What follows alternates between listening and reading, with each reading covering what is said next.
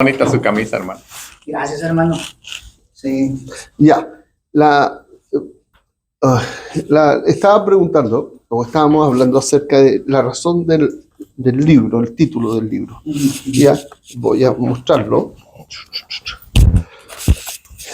El libro, aunque aquí se ve en la cámara al revés, se llama Completa Redención, Cristo y el Tabernáculo. Es un manual de discipulado y que tiene relación con, como dice ahí, con el tabernáculo. Lo que tengo que resaltar siempre es que el estudio, particularmente del tabernáculo y del Levítico, entendiéndolo bien, ¿ya?, es muy, muy importante para comprender el Nuevo Testamento, ¿ya? Y preguntas tan sencillas como las que le hacía sobre cuándo Jesús llega a ser el hijo de David. O sea, el Cristo, el Mesías, llega a ser el hijo de David cuando nace o cuando se encarna. Porque antes de encarnarse no era descendiente de David. Él siempre había existido, porque era el Hijo de Dios, el Eterno. Y este Eterno toma forma humana en el vientre de María. Y cuando se encarna en el vientre de María, pasa a ser hijo de David. Porque el énfasis es que es descendiente en términos físicos del rey David. ¿Ya? Pero también ahí cabe otra pregunta, y ahí cabe ciertas consecuencias. Entonces, ¿él no siempre fue hijo de David? No. Pero la respuesta ahora es, así sale, no, porque entendemos que para llegar a ser hijo de David, tenía que haber nacido. Él llegó a ser hijo de David, pero él siempre fue el hijo de Dios, ¿ya? Pero él llegó a ser el hijo de David cuando se encarnó. ¿Ya? No antes. No antes. ¿Por qué? Porque antes era el Señor, ¿ya? Dijo el Señor a mi Señor, dice un salmo, hablando David. Entonces, tengo este hijo de David, que es el eterno hijo de Dios, que se hace hombre, y ahí recibe el título o nombre de hijo de David. Pero también la pregunta es, ¿cuándo llega a ser el sumo sacerdote? Ahora lo sabemos, ¿ya? Sabemos que, por lo que hemos estudiado en este librito y los días miércoles, el Señor Jesucristo llega a ser sumo sacerdote. ¿Cuándo? ¿Cuál es la respuesta? Cuando entra a los cielos. Buenos días. En realidad, la respuesta más exacta es cuando Él resucita. Cuando resucita. Y al entrar en los cielos, entra como sumo sacerdote. ¿Ya? Entonces, la pregunta es, ¿cuándo Jesús, o el Cristo, llega a ser hijo de David? Cuando se encarna. Cuando el Jesucristo llega a ser sumo sacerdote, cuando resucita.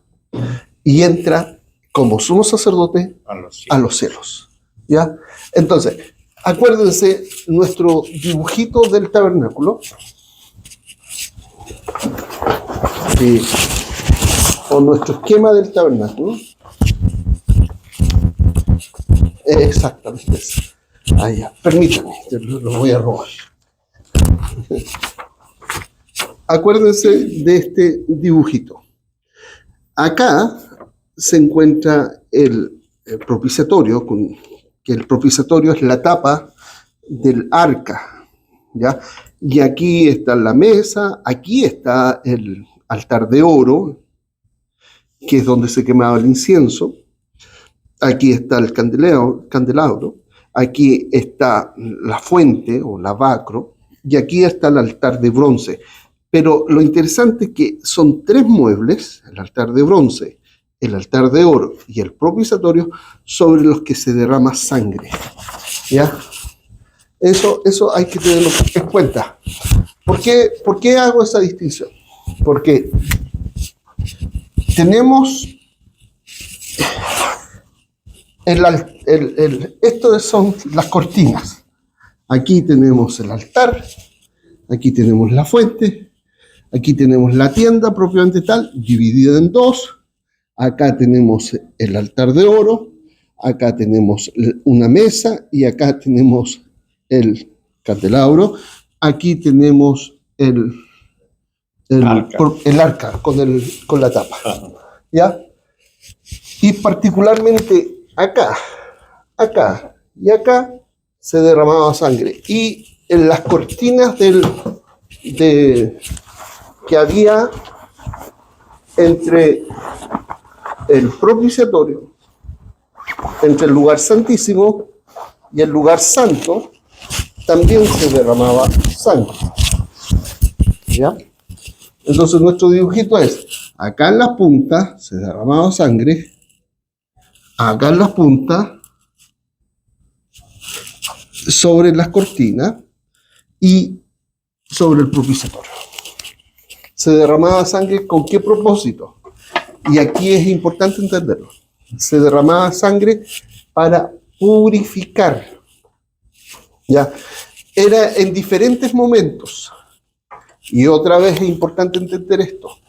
Si es una persona común, la persona común tenía que derramar sangre, acá es la persona común, ¿ya? Derramar sangre sobre el altar de bronce, la persona común. Pero si era el sacerdote, tenía que derramar sangre acá. Y si era el sumo sacerdote una vez al año, sumo sacerdote tenía que derramar sangre acá. Ahora, cuando el sumo sacerdote pecaba de manera involuntaria, se trataba de igual manera que el sacerdote. Pero una vez al año, el sumo sacerdote tenía la posibilidad de llegar hasta el propiciatorio. ¿Ya? Para limpiar. Entonces, la persona común limpiaba. ¿Con qué propósito limpiaba?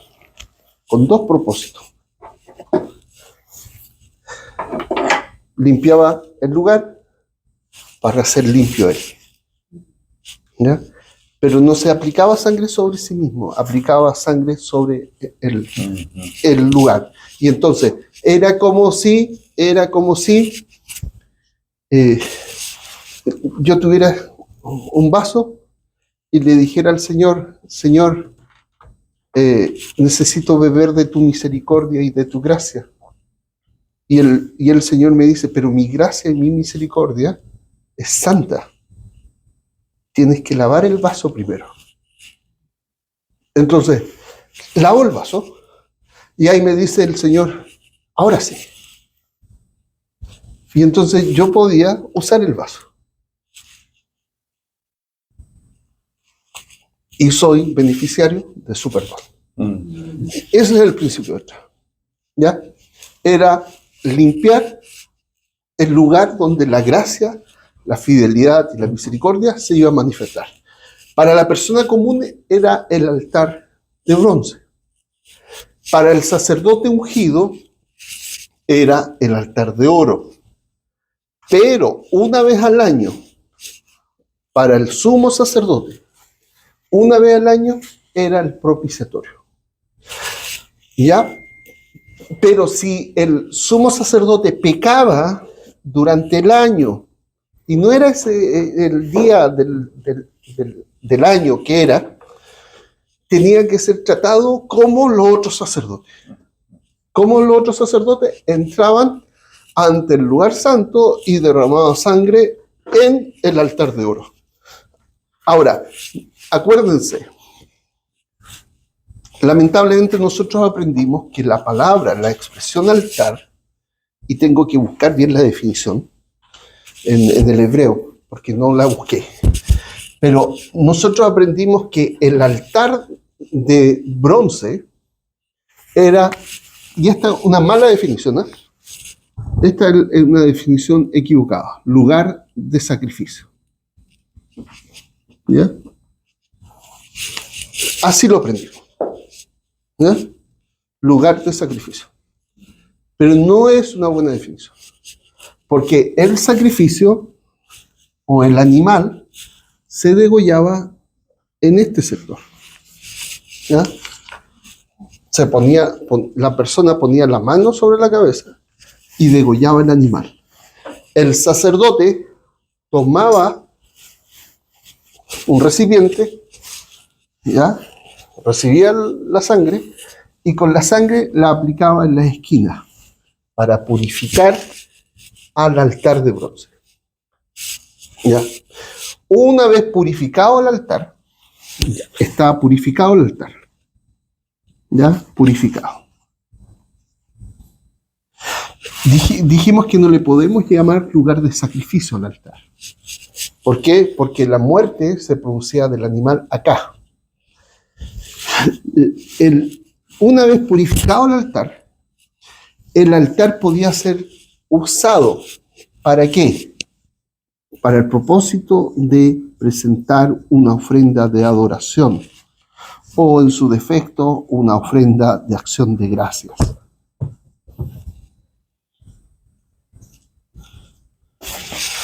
¿Está limpio el altar? Entonces tú puedes presentar la ofrenda de acción de gracias. Antes no te era aceptada la ofrenda de acción de gracias a menos que estuvieras limpio. ¿Ya? Es que yo quiero ir a presentar una ofrenda de acción de gracias a Dios. Pero ¿qué te dirían? Usted está contaminado, usted contaminó el altar.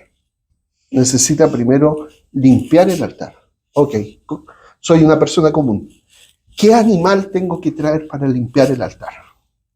Y aquí viene esta pregunta, aunque parece irrelevante, es importante, porque según el animal que yo vaya a usar, me van a aceptar. Si uso otro animal, no me van a aceptar, porque cada animal que use es una profecía de lo que va a acontecer en el futuro. Por eso era tan importante. No era porque sí nada más. Y por eso la Escritura toma tanta atención de que no puede ser un cordero que limpie esto. Tenía que ser, en el caso de una persona común, una cordera o una cabra. Cualquiera de las dos, hembras. En el caso del sacerdote, podía ser un toro. Pero en el caso del pueblo entero, tenía que ser un macho cabrío. ¿Ya? ¿Notan las diferencias? Pero no hay cordero. Ok, tomo mi cordera, la llevo, limpio, y yo ahora le puedo decir al sacerdote, diciendo, quiero presentar un sacrificio de acción de gracias. Entonces el sacerdote me dice, ahora estás limpio, ahora puedes adorar a Dios, ahora puedes presentarse en su presencia. ¿Ya? Y entonces, y ahora yo presento, ya sea si quiero mis sacrificios de acción de gracias, que en el sacrificio de acción de gracias era una comida para el sacerdote, para Dios, comillas para Dios, porque Dios no come, pero la metáfora es esa, compartir con Dios, compartir con el sacerdote y compartir con mi familia. Un ejemplo típico, el hijo pródigo, ¿ya? Que mataron el becerro engordado para compartir en familia. Pero ese compartir en familia implicaba todo este otro proceso. Pero no entenderíamos si no hemos hablado de esto. O sea, matar un animal implicaba no comerse la sangre, derramar la sangre y todo esto. Pero antes de hacer esa acción, tenía que presentar un sacrificio de expiación. O jatá. Entonces, tengo el sacrificio. Acuérdense que este sacrificio de limpieza del altar recibe el nombre de jatá. El sacrificio de limpieza del altar recibe el nombre jatá. Y aquí es importante tener esto en cuenta, hermano. ¿Cuándo se presenta el sacrificio? ¿En qué momento se presenta? ¿Cuando muere? Es una pregunta. La pregunta es, ¿cuándo se presenta el sacrificio? ¿Cuando muere o cuando el sacrificio jatá me refiero? ¿Cuando muere o cuando se pone sangre en los lugares que Dios ha dicho? ¿En qué momento? No se pone sangre. Ok, y aquí importante. yo no presento el sacrificio cuando mato el animal. ¿Ya? Yo presento el sacrificio cuando unto la sangre. Ahí yo lo presenté. Fíjense, ¿Cristo presentó el sacrificio cuando murió en la cruz? Respóndanme ahora. ¿Cierto que ya como no? Cuando resucitó, ¿Y cuándo? entró a los cielos. Ok, y su vida es la vida indestructible de Cristo, la que purifica todo. No es que Cristo haya llevado un frasquito al cielo con su sangre que derramó en la cruz, ¿ya? Sino que la acción del sacerdote de poner la sangre, ¿ya?, en los diferentes lugares, primero era eso, la presentación del sacrificio. Pero además, la sangre hablaba de que quien se está presentando es el Cristo resucitado, el sumo sacerdote ordenado, transformado o hecho sacerdote después de su resurrección. A ver, lo voy a decir de esta manera. Cuando recibimos en los cielos al sumo sacerdote, es que fue hecho sumo sacerdote. ¿Y cuándo fue hecho? Cuando resucitó, tras su muerte en la cruz. Entonces, ¿a quién recibimos? Estamos recibiendo al sumo sacerdote. ¿Pero qué implica eso? Un ángel así como despistado que no tenía idea de lo que estaba pasando. ¿Pero qué pasa? ¿Qué pasa? ¿Cuál es la diferencia? No, es que te acuerdas que el Hijo de Dios fue a la tierra, se hizo hombre y pasó a ser hijo de David y a gobernante sobre todo, porque es rey de reyes, pero ahora ese hijo murió. ¿Lo mataron? Sí, pero no se quedó ahí. Triunfó, resucitó, y cuando triunfó fue hecho sumo sacerdote. Y entró ahora como sumo sacerdote. Es lo que antes no era. Ahora es sumo sacerdote. ¿Y dónde estaba profetizado esto? ¿Te acuerdas cuando el sumo sacerdote entraba al lugar santísimo con la sangre del sacrificio? Bueno, esa sangre del sacrificio era símbolo, hablaba de la vida triunfante del Mesías. ¿Les queda claro lo que estoy hablando? Pero nótese, no es cuando se muere el animal cuando se presenta el sacrificio. Cuando se presenta el sacrificio es cuando la sangre es puesta sobre los lugares designados. Ok, la sangre puesta sobre los lugares designados habla de Cristo hecho sumo sacerdote que entra al santuario celestial por su vida indestructible, por su propia sangre, no con su sangre, y su triunfo es nuestro triunfo. Porque cuando Él entra, nosotros entramos. Y tenemos asegurado estar en su presencia, porque Jesús es nuestro sumo sacerdote. ¿Preguntas al respecto?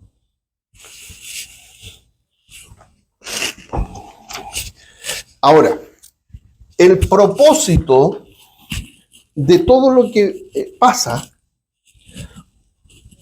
es la adoración. Ni siquiera nuestra purificación. El propósito es que una vez que estás purificado, eres transformado en un adorador.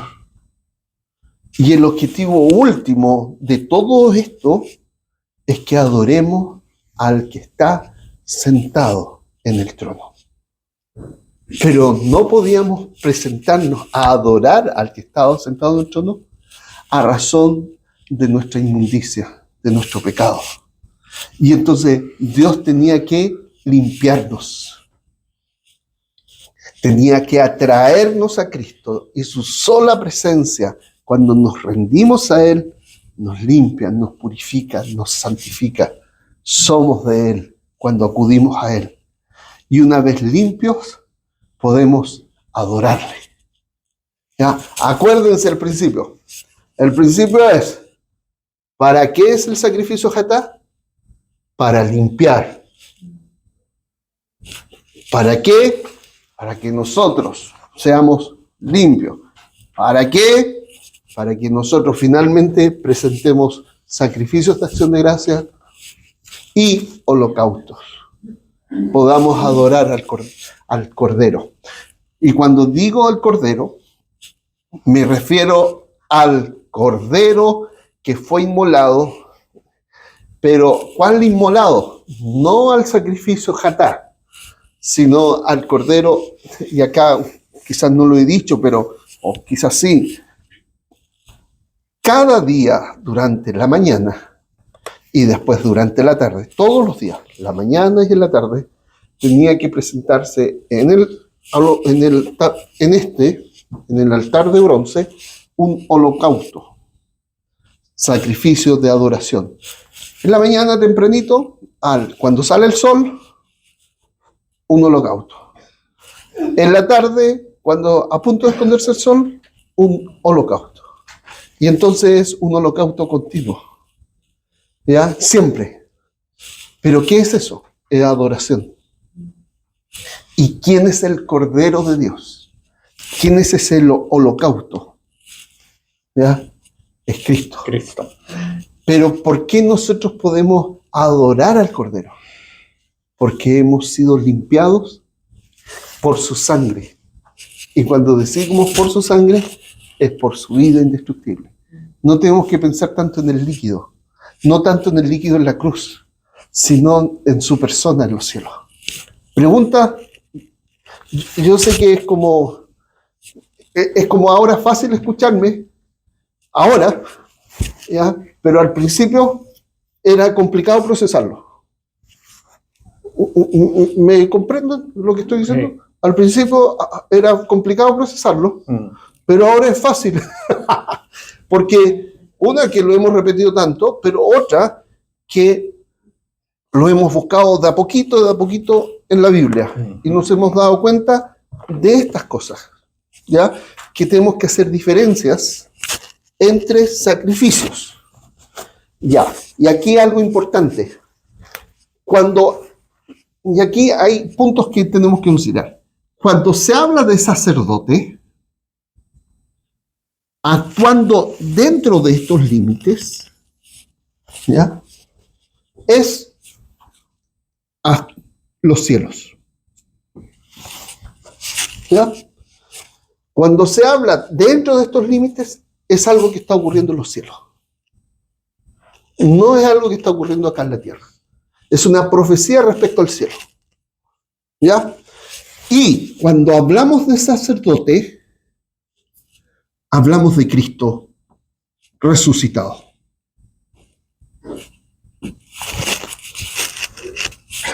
¿Está claro? Si vamos a hablar y vamos a explicar algo sobre el sacerdote, es una figura, es una sombra, es una profecía de Cristo resucitado. Entramos por esta puerta y entramos a ver, es como un portal que nos permite ver otra realidad de los cielos. ¿Ya? No tenemos que pensar entonces al altar como si fuera la cruz. Fíjense dónde está la cruz. Hebreos capítulo 13, versículo 12-13. Alguien que me lo lea. Busquemos ahí dónde está la cruz. Hebreos capítulo 13, versículos 12 y 13.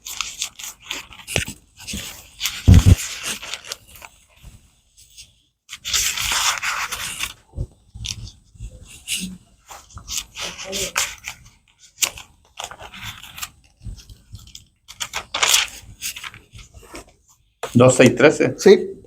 Dice, por lo cual también Jesús, para santificar al pueblo mediante su propia sangre, padeció fuera de la puerta. Ok, el 11, empieza con el 11. Dice, porque los cuerpos de aquellos animales cuya sangre a causa del pecado es introducida en el santuario por el sumo sacerdote son quemados fuera del campamento. Por lo cual también Jesús, para santificar al pueblo mediante su propia sangre, padeció fuera de la puerta. Salgamos pues afuera, a él fuera del campamento, llevando su vituperio. Ok, hasta ahí. Fíjense, ¿dónde está la cruz? ¿Dónde está la cruz? El verso 11. ¿Dónde está la cruz? Hebreos 13, versículo 11, 12 y 13. Particularmente el 11. ¿Dónde está la cruz? Fuera del campamento. Ok. ¿Y qué se hacía fuera del campamento con el animal? Se quemaba. Se quemaba. Entonces, ¿dónde está la muerte de Jesús? Simbólicamente, la quema del animal fuera del campamento simbolizaba la muerte de Jesús fuera del campamento. Porque acuérdense que les dije, lo que ocurría dentro del tabernáculo es en el plano celestial. Pero esto ocurre fuera. En el 12 está claro. Está más claro. ¿Ya? Por lo cual también Jesús, para santificar al pueblo mediante su propia sangre, padeció fuera de la puerta. Entonces, y ahí, el 11 y el 12. La cruz, cuando ustedes escuchan a un predicador decir que la cruz es el altar de bronce, le van a tener que mostrar este versículo. Y le van a decir, mira, la cruz está en otro momento. Está en la quema del animal fuera del campamento. De los restos del animal. ¿De qué sacrificio estamos hablando? Del sacrificio del sacrificio por el pecado que se llama en hebreo hatá. ¿Ya? Entonces, fíjense lo que está haciendo el autor. Lo que pasa primero es, supuestamente, esto es lo que pasa primero, lo pasa segundo, lo pasa tercero, lo pasa cuarto. La persona trae una cabra. La degolla. ¿Ya? Toman la sangre, la ponen sobre el altar. Pero estamos hablando del sumo sacerdote. Entonces toma un macho cabrío, lo degolla y lo lleva la sangre acá. Después de terminar el proceso, toman los restos del animal y lo queman fuera del campamento. En términos de los hechos, en la quema del animal fuera del campamento es lo último que ocurre. Esto pasa primero, esto segundo, esto lo tercero. Pero esto, en los cielos no hay tiempo. No hay un primero, no hay un segundo. Es como nuestros sueños. ¿Qué pasa primero? ¿Qué pasa? De repente estoy grande, después estoy chico. De repente estoy casado con mi esposa y después me encuentro almorzando con mi papá en casa cuando yo era niño. ¿Pero cómo? ¿Por qué pasa esto? Bueno, así sucede ahí. No tenemos que pensarlo como esto primero, segundo, tercero. ¿Ya? Olvídense del tiempo. Son los hechos los que importan. ¿Qué hecho importa? Se quema el animal. ¿Dónde se quema? Fuera del campamento. ¿Y eso qué es? La muerte de Jesús fuera del campamento. No podemos ver la muerte de Jesús en el altar. Si te dicen que el altar habla y lo vas a escuchar, y yo también lo prediqué así, hace un par de años atrás, y yo también estaba equivocado. Si yo dijera, o cualquier predicador dijera, que el altar es el lugar donde muere el animal, uno tiene que decir, no muere en el altar, muere al costado. Uh-huh. Y si uno le dijera, no, pero el altar es el lugar donde la sangre es derramada. No, otra vez, no es que sea derramada sobre el altar, sino que es puesta sobre las 4 puntas y al costado, en la base, también se derrama el resto de la sangre. ¿Ya? Ok, entonces, ¿qué estoy diciendo con esto? Fíjate lo que te voy a decir. Este es el altar de bronce. Este es el altar de oro. Y este es el propiciatorio. Estos tres forman uno solo. Y es el lugar de encuentro con la gracia de Dios. Para la persona común, para el sacerdote, para el sumo sacerdote. Y este altar de bronce habla del Hijo. Este altar de oro habla del Espíritu Santo. Y el propiciatorio habla del Padre. Fíjense, por eso digo, esto es lo que ocurre en el cielo. Ahí está la Trinidad. Y la Trinidad participando en la redención. ¿Ya? Es como cuando piensen, te voy a pedir de nuevo el dibujito. Cuando piensen en los hechos ocurridos dentro del altar, dentro del tabernáculo, dentro de los límites del tabernáculo, tienen que pensar como hechos ocurriendo en los cielos, de realidades espirituales dadas en los cielos. No, e inclusive, cuando el escritor de Hebreos menciona la muerte de Jesús, no lo menciona como ocurriendo en el altar, porque el altar de bronce corresponde a los límites del cielo. Lo voy a decir de nuevo otra vez. El altar es una representación ante la persona común de la gracia de Dios, que cuando es limpiado por la sangre del sacrificio por el pecado, la persona común se puede acercar a Dios para ofrecerle sacrificios de acción de gracia, sacrificios de holocausto, y que Dios acepte las ofrendas que le están dando. Pero si no hay sacrificio de hatá, sacrificio por el pecado, Dios no va a aceptar. ¿Ya? Y vuelvo a preguntar, ¿cuándo se presenta el sacrificio? El sacrificio se presenta no cuando muere el animal, sino cuando la sangre se aplica sobre las 4 puntas del altar de bronce, o del altar de oro, o del propiciatorio. Ahí está presentado el sacrificio. Y ahí se produce la purificación, no antes. ¿Y esto cuándo ocurrió para nosotros? Según la carta a los Hebreos, ocurre cuando Cristo resucita y se presenta en los cielos. Y la sangre habla de su propia vida.